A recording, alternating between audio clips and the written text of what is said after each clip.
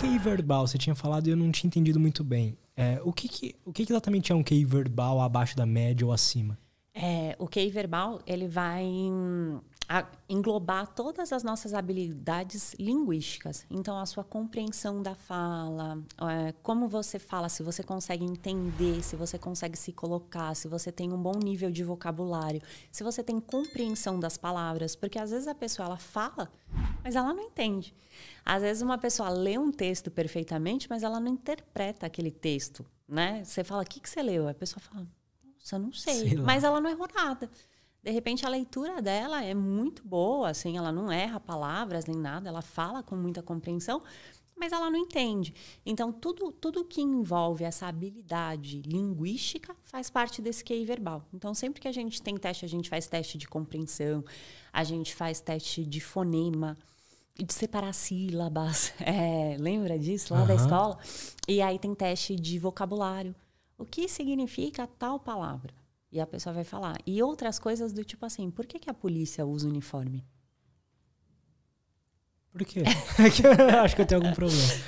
Para poder ser identificada. Então, era o que eu ia responder, você tem até a compreensão dos fatos entra também nesse QI verbal. E os outros são as coisas mais de execução. Então, sabe tipo quebra-cabeça 3D? Como assim? Não tem uns quebra-cabeças que são 3D, que você monta tem uma atividade um pouco parecida que a gente tem no teste, que é com cubos. Então, a pessoa também tem que desenvolver algumas figuras. No caso, elas não são em 3D, mas as peças são, e ela vai usar aquelas peças. Então, ela vai executar. Vai usar a parte motora, vai usar a parte lógica. Tem algumas contas que a gente vai fazer que não pode usar calculadora. Então, você tem que fazer ali as contas de cabeça.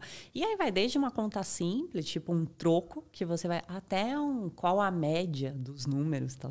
Porque vamos pensar que tem pessoas aí que vão ter um QI super alto. Então, tem o nível também vai aumentando de dificuldade. E pensando também na idade. Então, lógico que você não vai exigir de uma criancinha que ela fale para você. Então, é por isso que todos os testes têm a sua faixa etária certinho, tudo bonitinho. Legal. Que a gente tem aquilo que é esperado para aquela idade.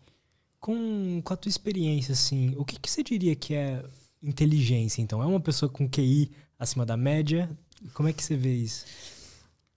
Eu acho que inteligência é uma pessoa que... consegue transitar bem em diversos ambientes. Eu diria que é isso, assim, que ela consegue se adaptar bem, dependendo, porque eu acho que depende muito do ambiente onde você está inserido, o tipo de comportamento que você vai ter. Então, acho que às vezes é muito bem visto que você tenha muito conhecimento acadêmico, e que às vezes não, às vezes numa roda de amigos, sei lá, é para jogar a conversa fora, é para falar de futilidade. Então, acho que é muito inteligente você saber isso, né? Em termos da avaliação, isso também é levado em consideração, porque você vai medir várias habilidades e a gente vai... todos os tipos de inteligência, né? Não é só porque uma pessoa, de repente, ela leu muito e ela tem ali muito conhecimento verbal, mas ela não tem tanto conhecimento de lógica, de execução. Então, isso também vai se equilibrar dentro da avaliação, né? Lógico que vai ficar um pouco mais... para aquilo que ela... porque a gente vai ter sempre uma habilidade melhor naquilo que a gente faz mais. Eu leio mais, eu faço muito menos conta. Total, né? Um engenheiro faz muito mais conta. Então, e é muito legal isso, assim, porque quando você pega um arquiteto para fazer a avaliação, é muito louco como os caras... para eles aquilo é muito fácil, assim, sabe? Você fala as continhas, o cara... não é... pá. E as pessoas que trabalham com a parte visual geralmente manipulam objetos muito bem também. Então, um publicitário, muita gente de moda que eu já recebi, é incrível como a pessoa faz muito bem, assim, porque é muito visual.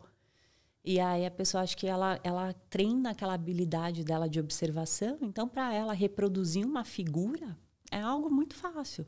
Que interessante isso. Então tem padrões entre as profissões ali. Porque eu acho que a gente treina muito isso, assim, né? A gente fica... E aí, sei lá, um professor de... Eu nunca tive um professor de português, assim.